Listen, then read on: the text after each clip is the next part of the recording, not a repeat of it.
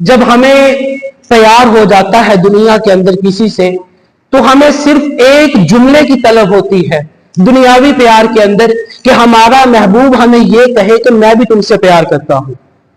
جب ہم محبت کرتے ہیں کسی سے دنیا کے اندر تو صرف ہم ایک جملے کے طلبگار ہوتے ہیں کہ جس سے محبت کی جا رہی ہے وہ یہ کہہ دے کہ میں بھی تم سے محبت کرتا ہوں.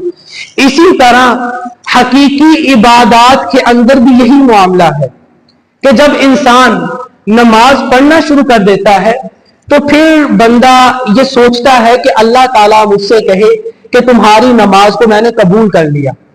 اسی طرح جب بندہ کوئی بھی عبادات کرتا ہے تو بندہ اس چیز کا طالب ہو جاتا ہے کہ مجھے جواب آئے کہ تیری عبادات کو قبول کیا گیا, تیری نمازیں قبول ہے, تیرا قرآن پڑھنا قبول ہے, تیرا رکوع کرنا قبول ہے, تیرا سجود کرنا قبول ہے, تیرا کعبے کا طواف کرنا قبول ہے. بندے کے اندر یہ طلب پیدا ہو جاتی ہے کہ میں جتنی بھی عبادات کر رہا ہوں مجھے جواب آ جائے کہ تیری عبادات قبول ہے. تو اس جملے کے لیے یہ قبولیت کا جو دروازہ ہے وہ کہاں پہ کھلتا ہے؟ یہ قبولیت کا دروازہ در مصطفیٰ صلی اللہ تعالی علیہ وآلہ وسلم کی چوکھٹ پہ آنے سے کھلتا ہے.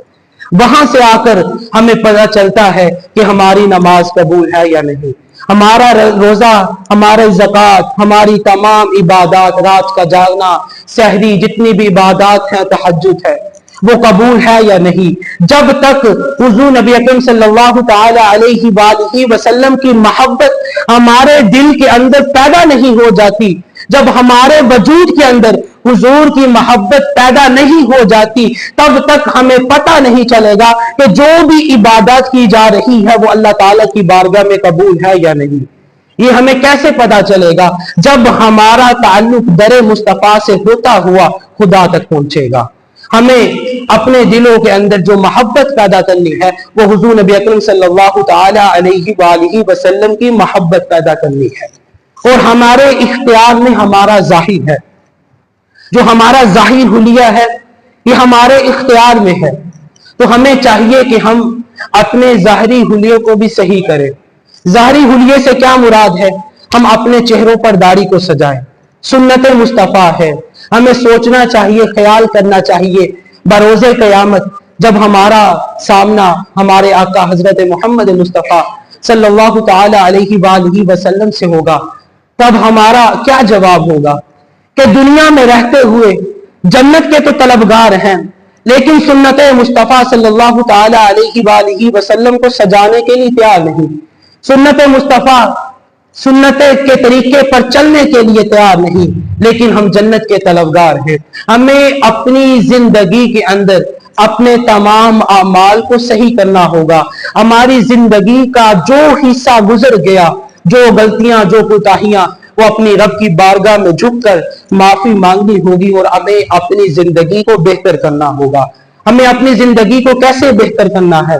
جس طرح حضور نبی اکرم صلی اللہ تعالی علیہ وآلہ وسلم کا گزر ایک گلی سے ہوا تو دیکھا ایک مکان تیار ہو رہا ہے. وہ مکان حضور نبی اکرم صلی اللہ تعالی علیہ وآلہ وسلم کو پسند نہیں آیا اور آپ نے یہ بھی نہیں کہا کہ مجھے پسند نہیں آیا. حضور نے پوچھا یہ مکان کس کا ہے؟ تو جو سامنے تھا اس نے کہا یہ مکان فلاں انصاری کا ہے. تو اس شخص نے جا کے انصاری کو بتایا کہ حضور نبی اکرم صلی اللہ تعالی علیہ وآلہ وسلم کا گزر اس گلی سے ہوا تو میرے خیال میں مجھے لگتا ہے کہ اس گھر کو حضور نے پسند نہیں کیا. تو اس صحابی نے سارے گھر کو خراب کر دیا, گرا دیا.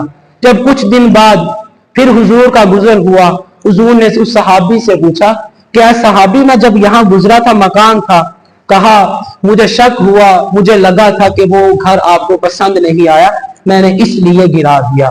تو ہمیں بھی اپنی زندگی کے اندر جو چیزیں بہتر نہیں ہے ہم جانتے ہیں, ہم واقف ہیں. اگر ہمارے دل سے ناواقف ہیں, جو چیزیں ہمیں معلوم نہیں یا جن چیزوں کا پتہ ہے اور جن کا نہیں پتہ وہ ہمیں پوچھنا چاہیے. اللہ تعالیٰ نے اس کائنات کے اندر جس طرح پرانے دور کے اندر اللہ تعالیٰ نبی بھیجتا تھا, اسی طرح اس دور کے اندر اللہ تعالیٰ نے علماء کو وارث بنایا.